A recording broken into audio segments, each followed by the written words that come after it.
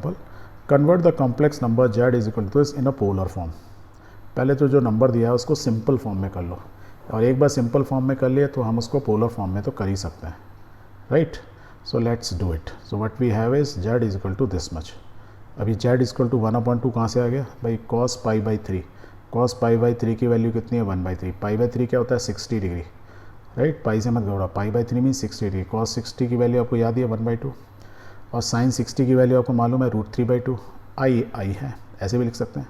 अब ये नंबर है तो इसको क्या करेंगे, मल्टीप्लाई करेंगे इसके कॉन्जुगेट से, किसके, डिनोमिनेटर से। Let's do it and let's solve it, and once you solve it what you are getting is you are getting a number.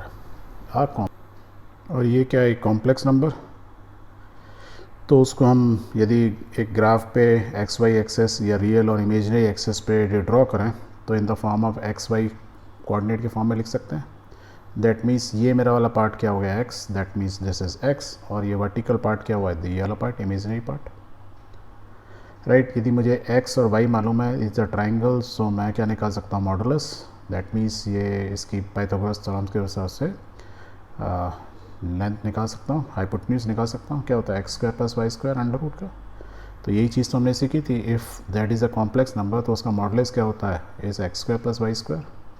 यही है, सेम चीज़। ओके, हम क्या बोल रहे हैं, x मेरा ये है, मीन्स ये पार्ट है, y मेरा ये है, तो हम ये z इस मॉडुलस निकाल सकते हैं। सो लेट्स राइट इस थोड़ा सिंपलीफाई कर लेते हैं, x² + y² ऐसे लिख सकते हैं। यहाँ पे x की वैल्यू ये है तो लिख दो, y की वैल्यू ये है लिख दो। Let's solve it, and once you solve it what you are getting is z modulus square is equal to 2, और simple modulus of z is equal to √2। क्या हो गया, modulus of is 2, क्योंकि प्लस माइनस √2 नहीं बोलोगे आप, क्यों बोलोगे, क्योंकि it is modulus always sign क्या होगा, पॉजिटिव, सो इट इज़ 2, √2 आ गई। तो इस राइट एंगल ट्राइंगल की हाइपोटेन्यूज निकल आई, कितनी वैल्यू है, √2। ये उसकी एक्स एक्सिस मीन स्पेस है, ये परपेंडिकुलर है। अब हमको क्या लिखना है, answer in the polar form, ठीक है।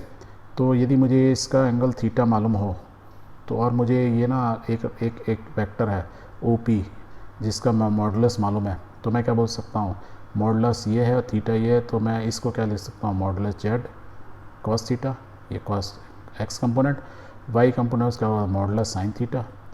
तो देखो मैंने अब क्या किया, x को मॉडुलस फॉर्म में लिख दिया, थीटा फॉर्म में लिख दिया, पोलर मीन्स थीटा फॉर्म में आना चाहिए। That means p x y की जगह मैं x और y ये लिख सकता हूँ, तो मैं पोलर फॉर्म में इस सेम कोऑर्डिनेट को क्या लिख सकता हूँ, modulus cos theta comma z theta. अब यदि मुझे पोलर फॉर्म में कोऑर्डिनेट मालूम है, तो जैसे ही मुझे मालूम है पी एक्स वाई, तो मैं कॉम्प्लेक्स फॉर्म में क्या लिखता हूँ, x + i y।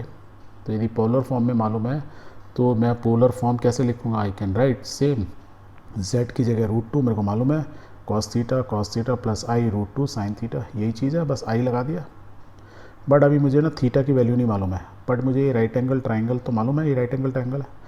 थीटा में देखो मेरे को बेस मालूम है √3 - 1/2, परपेंडिकुलर मालूम है tan थीटा निकाल सकता हूँ, perpendicular upon base. So let's find out. So tan theta यदि आप निकालोगे, इसको सॉल्व करोगे, यू विल गेट 2 + √3, 2 और √3 की वैल्यू डाल दो, 2 √3 1.733, इसको ऐड कर लो तो approximately it is we can say 3.732। क्यों हम ऐसे बोल रहे हैं अप्रॉक्सीमेट, क्योंकि 1.732 ये ना इनफाइनाइट तक चलता जाता है, that is why we are saying tan theta approximately value is just. अब थीटा यदि आपके पास टेबल होती है जहाँ से आप टेबल से थीटा की वैल्यू निकाल सकते हो, तो you will find theta is equal to approximately 75 degree. और यदि मैं उसको पाई फॉर्म में लिखूँ तो वी कैन राइट 5π/12 अप्रॉक्सीमेटली इतने रेडियन होगा। सब कुछ अप्रॉक्सीमेशन में लेना है because it is approximation.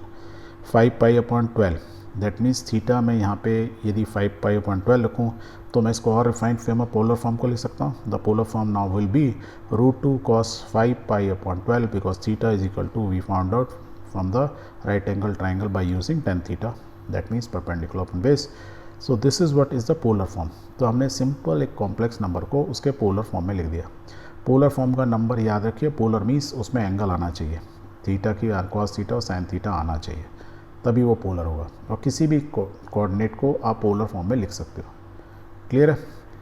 So this way we have completed this chapter. If you have any query, feedback or suggestion, please do write to us at milapintegration.com. Please like, share and subscribe so that we can support you in a better way. Thank you very much. Namaste.